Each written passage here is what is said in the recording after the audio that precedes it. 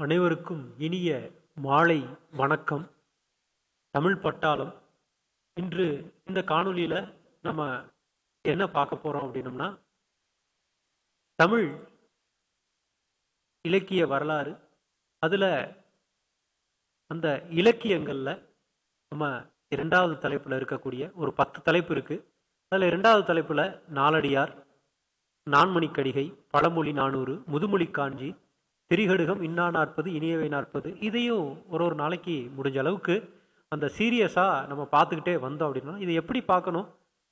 அப்போ நம்ம புக்கை படிக்க தான் போறோம். 6வது வகுப்புல இருந்து 12ஆம் வகுப்பு வரையில் உள்ள அனைத்து பாட பகுதிகளும் நம்ம ஒரு பக்கம் விடாம படிக்க தான் போறோம், படிச்சுக்கிட்டு இருக்கோம். ஸோ அது எல்லாம் இல்லாம இது உங்களுக்கு சாப்பிட்டுட்டு இருக்க டயத்துல இந்த நான் இருக்கக்கூடிய அந்த 114 நாட்களை முறையா பயன்படுத்திட்டாலே நம்ம வெற்றி, அதாவது தமிழ்ல ஃபுல் மார்க் எடுக்கணும். அதுக்கு என்னென்ன முயற்சிகள்லாம் பண்ணணும். இது நீங்க இப்போ புக்கை படிச்சுக்கிட்டே வர்றீங்க, ரெகுலரா படிச்சுக்கிட்டே வர்றீங்க. அது இல்லாம இந்த சிலபஸ் வாய்ஸாகவும் இலக்கியம், தமிழறிஞர்களும் அவர்கள் ஆற்றிய தொண்டுகளும், அப்புறம் இலக்கணம். இப்போ இந்த 3 தலைப்புலையும் ஆவரேஜா பார்த்தோம் அப்படின்னம்னா ஒரு இலக்கணத்துல 21 தலைப்பு இருக்கு. தமிழறிஞர்கள் அவர்கள் ஆற்றிய தொண்டுகள்ல 21 தலைப்புகள் இருக்கு. இப்போ நாலடியார்ல இலக்கியத்துல ஒரு 10 தலைப்பு இருக்கு. அந்த 10 தலைப்புல சப்டைட்டில் நிறைய இருக்கு. அதுல ஒன்னொன்னா நம்ம எவ்வளவு பார்க்க முடியுமோ அதைய கொஸ்டினை ஒரிஜினலா கேட்ட கொஸ்டினை டிஸ்ட்ரிபியூட் பண்ணி பார்த்துட்டோம் அப்படின்னா நம்மளுக்கு புக்ல படிக்கிறப்ப உங்களுக்கு ஈஸியா இருக்கும். இதை அப்படியே சும்மா போற போக்குல கேட்டுட்டு போங்க, உங்களுக்கு பயனுள்ளதா இருக்கும். அதுக்காக தான் அதை போடுறது. திருக்குறளுக்கு அடுத்தபடியாக போற்றக்கூடிய நீதி நூல் எது அப்படின்னு சொல்லி பார்த்தோம்னா இந்த நாலடி 400 தான். அதுக்கடுத்து பழகு தமிழ் சொல்லருமை நாளிரண்டில் எனும் தொடரில் நாள் அப்படின்ற வார்த்தை எந்த நூலை குறிக்கிறது அப்படின்னு சொல்லி பார்த்தோம்னா அந்த நாலடியாரை தான் குறிக்குது. நாலடியார் அப்படிய பாடியவர்கள் யார் அப்படின்னு சொல்லி பார்த்தோம்னா இந்த சமண முனிவர்கள். அறக்கருத்துக்களை சொன்னவங்க சமண முனிவர்கள் தான் நாலடியாரை பாடியிருக்காங்க. கல்வி அழகே அழகு, கல்வி கரையில கற்பவர்கள் நாள் சில அப்படின்னு சொல்லிட்டு இந்த பாடலை கடைசியில் நான் நோட்ஸில் கொடுத்துருக்கேன். அந்த நோட்ஸில் கொடுக்குறப்ப அதுக்குடைய விளக்கத்தை நான் சொல்கிறேன். அது எந்த பாடலில் வருது அப்படின்னு சொல்லி பார்த்தோம்னா நாலடியாரில் வருது. நாலடியாரை தொகுத்தவர் யார் அப்படின்னு கேட்குறாங்க. பதுமனார் தொகுத்து இருக்கிறாரு. பெருமுத்தரையர்கள் அவர்களை பற்றின குறிப்புகள் அமைந்த நூல் நாலடியார். நாலடியார் நூலின் ஆசிரியர் யார் அப்படின்னு சொல்லி பார்த்தோம்னா விளம்பி நாகனார். நாலடி 400 என்று அழைக்கப்படக்கூடிய நூல் நாலடியார். இப்போ இது உங்களோட இந்த டிஎன்பிஎஸ்சி ஒரிஜினலா இருந்த கொஸ்டின்ஸ் தான் இது வரைக்கும் பார்த்தது. இப்போ அந்த நாலடியாரை பத்தி தமிழ் இலக்கிய வரலாறு புக்கில் இது உங்களுக்கு இதுவே முழுமையா போதுமா அப்படின்னா இது ஃபர்ஸ்ட் பேஸ் நான் கிளாஸ்ல சொல்றது தான்.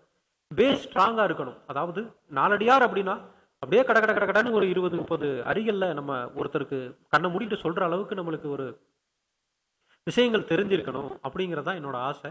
அதுல இந்த அடிப்படையான கருத்துக்கள் நம்ம ஃபீட் பண்ணி வச்சுக்கோங்க. இதுக்கடுத்து நம்ம எக்ஸ்ட்ரா வர்றதெல்லாம் இதுல இருந்து ஆடு பண்ணிக்கிட்டே வர்றேன். பரீட்சை வரைக்கும் உங்களுக்கு இந்த தமிழை செம்மைப்படுத்திக்கிட்டே போயிடலாம்.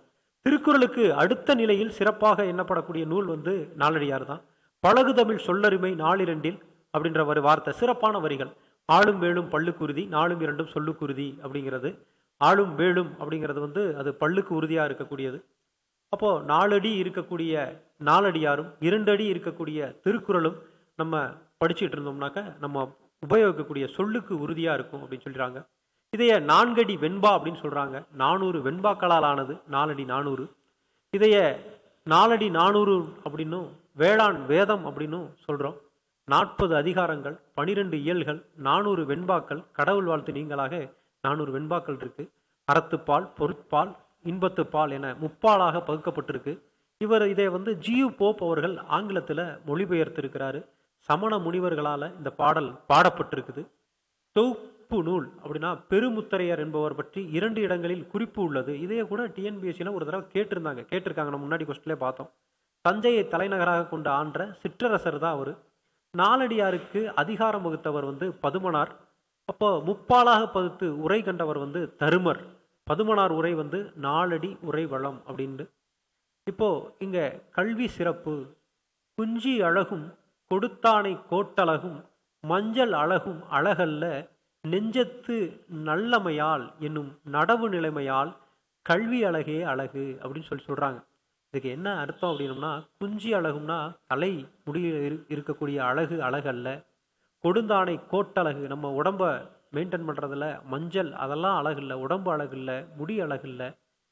நம்ம வாழ்க்கைக்கு ஒழுக்க நெறியை சேர்க்கக்கூடிய நல்லமையா இருக்கக்கூடிய அந்த கல்வி நம்மளுக்கு உணர்த்துறதுனால அதெல்லாம் அழகு கிடையாது, அந்த கல்வி அழகு தான் அழகு அப்படின்றது தான் இந்த நாலடி நானூறுக்கு இந்த கல்வியின் சிறப்பை பற்றி நம்மளுக்கும் தேவையானது தான் அந்த கல்வியின் சிறப்பு. இதை கேட்டு இருந்தாங்க. அதனால இது என்ன பாடல் வரி அப்படின்னு சொல்லி கேட்டாங்க அப்படின்னா, சிறந்த பாடல் வரிகள் கேட்பாங்க. இங்கே பாருங்க, உங்களுக்கு இந்த தலைப்புல என்ன கொடுத்துருக்காங்க அப்படின்னு சொல்லி பார்க்கணும். இப்போ பாடல் தொடர்பான செய்திகள் இங்க பாருங்க, பாடல் தொடர்பான செய்திகள் 11 கீழ்கணக்கு நூல்ல இன்னும் சில நூட்கள் அப்படின்னு பாடல், இந்த பாடல் தொடர்பான செய்திகள் இதுல கேட்டிருக்கு. அப்போ இதுல கல்வியை பத்தி சொல்லியிருக்கிறதுனால இதை கல்வியை பத்தி நம்ம பார்க்குறோம். அடுத்த பாடல் பாருங்க.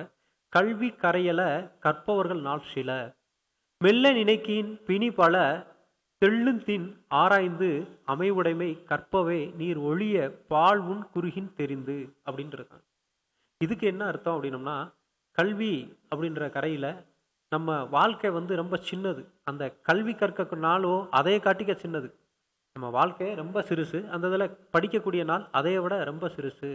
அந்த வாழ்க்கக்கூடிய நாளில் அதுலேயும் பல நோய்கள் வருது. இதை ஆராய்ந்து பார்த்தோம் அப்படின்னம்னா அதில் நல்ல நூல்களை தான் படிக்கணும். இதை ஆராய்ந்து பார்த்து, இப்போது நம்ம அன்னப்பறவை எப்படி இருக்குது அப்படின்னா, பாலையும் தண்ணியும் குடிச்சு வச்சுருந்தாங்க அப்படின்னா, அது வந்து எப்படி பாலை மட்டும் தண்ணியை பிரிச்சுட்டு பாலை மட்டும் குடிக்குதோ அதுபோல் இந்த நம்ம கொஞ்ச காலத்தில் இந்த படிக்கக்கூடிய நூல்கள் எப்படி இருக்கணும் அப்படின்னம்னா, சிறந்த நூல்களை படிச்சுக்கணும். ஏன்னா நம்ம வாழ்கிற காலம் கொஞ்சம் அப்படின்னு தான் அந்த பாடலில் சொல்கிறாங்க. இப்போ திருப்பி ஒரு தடவை பார்த்துக்கங்க. இது டிஎன்பிசியில் நாலடியார் அப்படின்ற ஒரு பாடல் வரியில் வருது. நீங்கள் ஸ்கூலில் இது அதாவது மொத்தமாக படிச்சுட்டு வருவீங்க. அதுக்கப்புறம் இந்த மாதிரி டிஸ்ட்ரிபியூட் பண்ணி ஸ்ப்ளிட் பண்ணி, இப்போ இன்னைக்கு நாலடியார் பார்த்துருக்கோம், நான்மணி கடிகை பார்ப்போம், பழமொழி 400 பார்ப்போம். இதை பிரித்து பிரித்து பிரித்து பிரித்து அதோட காலம் எவ்வளவு, அதை இயற்றினது யார், அந்த பாடல் வரிகள் என்ன, சிறந்த பாடல் வரிகள் என்ன, இப்படி இன்னும் மனனம் பண்ணிக்கிட்டே வந்தோம்னா இதுக்குள்ளே தான் எப்படி இருந்தாலும் கொஸ்டின் வரும். இதில் இது ப்ளஸ்ஸு நம்ம தமிழ் டெக்ஸ்ட் புக்கில் இருக்கக்கூடிய 6வது வகுப்புலேருந்து 12வது வகுப்பு வரைக்கும், அப்புறம் 10வது குறைக்கு பழைய நூட்கள், பழைய 6வது வகுப்புலேருந்து 12வது நூட்கள் வரைக்கும் படிச்சிட்டோம் அப்படின்னோம்னா, தமிழில் நீங்கள் நினைக்கக்கூடிய அந்த இலக்கு, அந்த ஃபுல் மார்க்கு, தமிழில் ஃபுல் மார்க் எப்படி ஆயினும் எடுக்கணும். இதுக்கு ஒரு நாளும் பரவாயில்ல கொஞ்சம் கொஞ்சமாக நாளொரு மேனியும் பொழுதொரு வண்ணமாக அப்படியே போய்கிட்டே இருங்க. இந்த இடத்த கரெக்டாக ரீச் பண்ணிடலாம். இப்போ நம்ம பார்த்துக்கிட்டீங்க அப்படின்னா, நம்ம கொஸ்டினையும் டிஸ்ட்ரிபியூட் பண்ணுறோம். டெய்லியும் ஒரு கொஸ்டினையும் ஃபுல் கொஸ்டினையும் அப்படியே நான் உங்களுக்கு சொல்கிறேன். இது எல்லாமே உங்களுக்கு வந்து உபயோகரமாக இருக்கும். பயன்படுத்திக்கங்க. உங்களோட இலக்கில் எந்த இடத்துலையும் நிற்காதீங்க, தேடிக்கொண்டே இருங்க. தேடுறவங்களுக்கு கிடைச்சிக்கிட்டே தான் இருக்கும். All the best. தேங்க்யூ.